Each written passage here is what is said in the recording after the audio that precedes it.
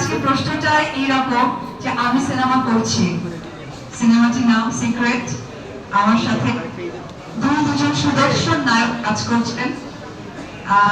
Already যে নায়ক আপনাদের কাছে পরীক্ষিত এবং প্রত্যেকটা ফেস্টিভ থেকেই তার ব্লকবাস্টার সিনেমাগুলো আসে এবং এত ভালো কাজ দিয়েছে। কারণ খালি গলায় কথা বলেন, খালি গলায় এটা হবে না, খালি গলায় হবে না। হ্যালো হ্যালো, ঠিক আছে ওকে ওকে। এখন যে হিরো আপনাদের কাছে অলরেডি প্রুভড, তার সাকসেসফুলি অনেকগুলো সিনেমা আপনাদের সাথে শেয়ার করেছে, আপনাদেরকে ফেস করেছে। উনি একাধারে একজন নায়ক, পাশাপাশি উনি একজন প্রযোজক, সফল অভিনেতা এবং আমার এলাকার মানুষ আদর রাজা এবং অপু বিশ্বাস দুজনের নামও স্বর্ণদেশ। বিষয়টা সত্যি খুব ভালো লাগার।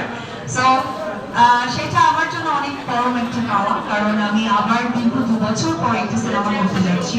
সেই সিনেমায় আমি ওনাকে আমার সহশিল্পী হিসেবে পাচ্ছি এবং আমি আরো একটি খুব মানে লাকি বলবো, আমার পাশে যে নায়ক আছেন, যে মানুষটি পরীক্ষিত ছোট পর্দায়, বড় পর্দায়, তাকে আমরা ওয়েলকাম করছি। কারণ আমি এবং আদর আমরা দুজনেই যেহেতু বড় পর্দার মানুষ, আমাদের শুরুটাই বড় পর্দা দিয়ে।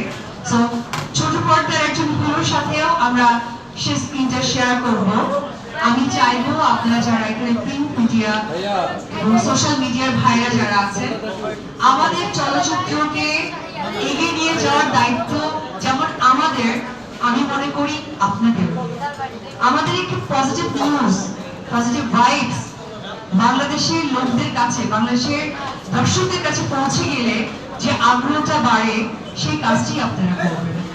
এবং আজকে এই সাংবাদিক ভাইদের মাধ্যমে আমি একটি কথা বলতে চাই, আমাদের কিন্তু অবশ্যই বুলিং করবেন, কিন্তু সেটা যেন পজিটিভ বুলিং হয়, যে বুলিংটা দিয়ে যেন আমরা শিখতে পারি, কাজকে সামনে এগিয়ে নিয়ে যেতে পারি। আজকে এমকে প্রোডাকশনকে আমি ধন্যবাদ জানাবো, কারণ আপনারা জানেন বিগত অনেক বছর ধরে শুধুমাত্র শাকিব খানের সিনেমা ছাড়া কিন্তু সেইভাবে প্রোডাকশন হাউসগুলো কাজ করার আগ্রহ প্রকাশ করে না। এটা কিন্তু চলচ্চিত্রের জন্য কখনোই সুসংবাদ নয়। তো সে যেহেতু চিন্তা করেছে, তাকে ইন্সপায়ার করার দায়িত্ব আমাদের প্রত্যেকটা মানুষের।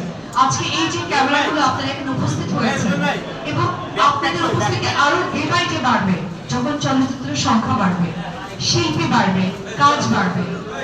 আমি একটি কথা আপনাদের সাথে শেয়ার করি, হয়তো এখানে অনেক জার্নালিস্ট ভাইরা আছেন, আমি যতদিন থেকে কাজ করছি তখন আপনারা এরকম সাংবাদিকতায় আসেন না, এইভাবে